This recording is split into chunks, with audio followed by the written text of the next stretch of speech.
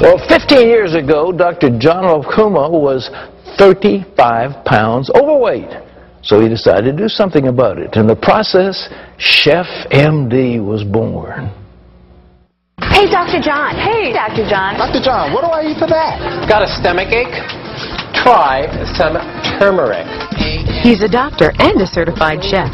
Dr. John La Puma, a.k.a. the Chef MD, has a passion for good food. He's helping countless people with his cooking segment, What's Cooking with Chef MD, on Lifetime's Health Corner. He makes health and nutrition simple, fun, and of course, flavorful. It's probably not what you want to drink for breakfast, but olive oil is a fruit juice. Olives are a fruit, and their health benefits can make a big difference. Dr. John believes that eating well is your best defense against disease. He calls it culinary medicine and says you can lose those pounds without losing the flavor. It's just what the doctor ordered. Right here. Well, please welcome to the 700 Club, Chef MD, Dr. John La Puma. Doctor, it's so good to see you. Pat, what a pleasure. Thank you for having me. Nobody leaves medicine to get to be a chef. How come you did it? Oh, it was in my genes. Actually, my patients encouraged me to. I was 30 pounds overweight, and I had been worrying about them and not paying attention to myself. So I went to cooking school to learn how to make a healthy diet taste good. And then I went back to medical practice and started Chef Clinic, my practice in Santa Barbara, and now Chef MD, where we combine the art of cooking with the science of medicine. You know, I don't mean to in any way denigrate any of the medical profession, but it does seem like the course in vitamins and nutrition is severely neglected in most medical schools. Am I saying that right? You are, sir. And actually in the book I described just the 4 hours of nutrition I had in medical school. 4 hours? 4 hours? And the 3 hours I had in cooking school. So, and that was mostly about vitamin deficiencies. And as you know, and I've been teaching America, really, we're getting too much food. That's really the main problem. The idea really is to get the best quality food we can and to make food our best medicine with, as you know, restaurant quality flavor. Well, you have broken the ground in a pioneering effort. Give us some examples of what keeps you healthy by food and not medicine. You know, pharmaceutical companies seem to have so much money to spend and we take pills, all these pills. But what about food? How does that keep you well? Food can work like medicine. In fact, many of our medicines are derived from foods. And we want to, in this work, help people use the best and most flavorful recipes they can to change their arthritis, their diabetes, their metabolic syndrome, their heart disease, their back pain, their depression. And we found in crunching through 3,000 clinical studies that there are 50 foods, and I write about them, and 50 recipes for 40 different conditions where you can actually prevent and even treat disease. You can reverse disease processes with what you eat, and it's not that hard. You just go one step at a time. Well, let's take depression. Depression is so debilitating. It's such a terrible, terrible thing. It is. What do you do for depression? Well, you see a doctor and you get good medicine. All right. But if you also want to help your own self with what you eat, you get food that's rich in vitamin D. Many people who are depressed are actually deficient in vitamin D. In fact, if you draw a line between Norfolk, Virginia and San Jose, California, above that line, if you live above that line, the sun does not help your skin make enough vitamin D during 8 months of the year. You need extra vitamin D, so you need cold water marine fish. That's the best source of vitamin D. Another great food for people who have depression are those with omega-3 fatty acids, also often deficient in people who are slightly depressed. Well, what about dark chocolate? I've been turned on to drinking cocoa. I used to drink cocoa when I was a little kid and then stopped, but I understand that's really good for a number of things. You're a little kid at heart, Pat. And that cocoa actually increases there's a fancy term here, bioavailability, how much nitric oxide is in the walls of your arteries so that your blood vessels expand, your blood pressure lowers, and it actually does it with just 30 calories worth of dark chocolate or dark undutched cocoa. That's cocoa that's not made with alkali. It just says so right on the label. But that doesn't include all the sugar they put in candy. It's not eating. It's not the same as chocolate candy. It just isn't. Dark cocoa, and actually dark chocolate, that's about 70% chocolate cocoa or higher, can help to not only make you feel better, we were talking about depression a moment ago, but also lower your blood pressure, and do so with just a few calories and, of course, great flavor. Well, we were talking about broccoli, cruciferous vegetables and so forth, and cancer. Well, what have you found about that? You know, cruciferous vegetables are undervalued. They're called cruciferous, by the way, because when you let them grow, they bloom into a four-pointed cross. Oh, is that? It is. And they are probably the most undervalued and the best tasting vegetables possible. And they fight cancer by helping detoxify cancer-causing chemicals in the liver. And so that's broccoli and cabbage and cauliflower, even arugula, that peppery green that's a lettuce. Yeah. That's a cruciferous vegetable too. Almost all radishes are, Brussels sprouts.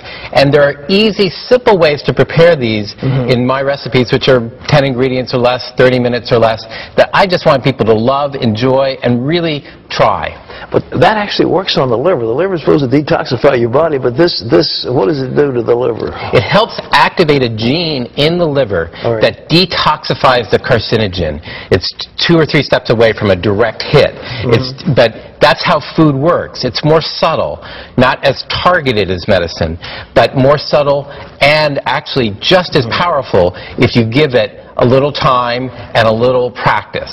Well, is the food we get in the grocery store, has it gone through too many layers, too many hands, and is it too old and so forth to give you all these benefits? Not at all. The food you get in the grocery store actually is really good. Even better, of course, is locally produced food, and that's one of the reasons backyard gardens are coming back, because people like that food from their own hands, and of course, food is getting more expensive when you eat out, especially. So eating yourself, preparing your own food, buying food in the grocery store and taking it home and preparing it, cooking just once a week, I think that makes life easier, makes your life easier, and can provide a food lover's roadmap to reversing disease with what you eat, together with medication. It strengthens families, too, if they sit down in a home-cooked meal by a mother. Chef MD's Big Book of Culinary Medicine. Fantastic. And this is available all over? All over, wherever books are sold. All right. You want to get a copy of this, it's got all the recipes, but you're going to get, I think Christy's over there at the kitchen set, and so thank you so much for being here with us. Join her. Yeah, please do. It's good to see you. Appreciate it. Thank you very much. Dr. La Puma, he's going to join Christy. Go ahead right over there right now. And Christy? Yes, Pat. You're in the kitchen with the chef. Absolutely, and I'm so excited because we have some really yummy things. And one of the things we have here is pizza. Woohoo! Because you know I'm all about the pizza. Doc, good to see you, hon. Nice to see you. Okay, well, you roll up your sleeves. Let's just get to it. I'm with you. All right. All right, first of all, I'm excited. I see that these huge butcher knives. Put that knife down. All right. Thank you. All right, well, let's talk about some of the... Oh, my God. Sorry. It's okay. Some of the different recipes we have. Now, what's so neat about this is that, you know, there's 10 or less ingredients in each of these. They can do so many different things, lots of vitamins and nutrients, and I'm going to shut up so we can start. Oh, no, this is all about you. Let's go over here. I'll show you the shake. This is a shake. This is a strawberry pomegranate blender blaster. Say that 3 times fast. I can't. Strawberry pomegranate blender blaster, and it's got some of that good for you yogurt in it, and something called kefir, which is a fermented dairy, like yogurt is, with a little bit of whole grain in it. And it helps to regulate your digestion and rejuvenate your GI tract. It's also good for lowering cholesterol because it's got 2 teaspoons of flax meal in it. And that lowers your cholesterol together with all those berries. What's the difference between flax meal and flaxseed oil? Flaxseed oil is just pressed flaxseed, where you get the oil out of it. Sure. Flax meal is ground up flaxseed. But it's the same thing. Right. It's in a different concentrate. Actually, flax meal is better because the oil, you lose all the fiber and the things that actually lower your cholesterol. Oh, good to know. So use the meal. Salmon. Okay, not for anything. Ooh, isn't that pretty? It's beautiful, but strawberries on salmon? I don't know. You ought to taste this. And we don't quite have time, but it is awesome. This is a roasted salmon with a berry and ginger salsa. And the salmon actually helps improve depression and lowers your triglyceride levels because of the omega-3 fatty acids in it, and the berries sweeten the whole dish. It's an awesome picnic dish. Okay, now I look at pizza, and I don't care who you are, I get happy. I get happy with pizza, so tell me why I need to get even happier. Well, this has some of that cruciferous vegetable, the broccoli on top of it with cheese. I know some people like cheese on the broccoli. I do. Okay, little Parmesan, and that tomato paste underneath. You don't need to worry about fresh tomatoes. Tomato paste underneath actually is good for your skin. Okay. It blocks UV light. Tomato paste. Tomato paste has a natural carotenoid that blocks UV light. Fabulous. Okay, now I get to use the big knife. And I'm happy about it. All right, good. Because I'm going to have you make this guacamole. We've only got a couple minutes, so... Now, this is called fresh tomatillo guacamole. Excellent. Now, you say tomato and I say tomato. Here is a tomatillo. I want you to put together this guacamole. I'll tell you what each ingredient is. Okay. You get to put down the knife now. Excellent. And pick up the avocado into the bowl. While you're doing that, I'll show you how. Atta girl. Careful. Don't hurt yourself. Is that tacky? No. Are you kidding? We got a 10-second rule here. All right. Got it. Let me show you how to open that avocado. You just slice it around the pit. I've always wondered this because there's the pit inside. And I can never do it properly. There's a pit inside, and it opens like an Oreo. It never works that well for me. And then you hit the pit and turn it like this, and the seed comes out. Seriously, I've always wondered that. There you go. Good to know. Okay. All right. Next, you put in the tomatillo. All right. And I'll show you how to slice one. Here's a little green. It's a little green tomato. It's not directly related to the tomato. You said it is related or not related? It's in the same family. It's a distant cousin. Okay, good to know. And it's tart. It makes this guacamole spicy in your mouth and yet lean. It's really wonderful. I'm all about spicy and lean. I got it. So I kind of want to describe myself that way, spicy and lean. It had never occurred to me. Never occurred to me. All right, what's next? So here's this Mexican oregano. Take some in your finger. Yeah. All right. No, squeeze it between your fingers. Atta girl. Okay, now smell your fingers. Got anything? Oregano. Atta girl. You actually get more aromatic oils out of that oregano just by squeezing. Smells delicious. Garlic.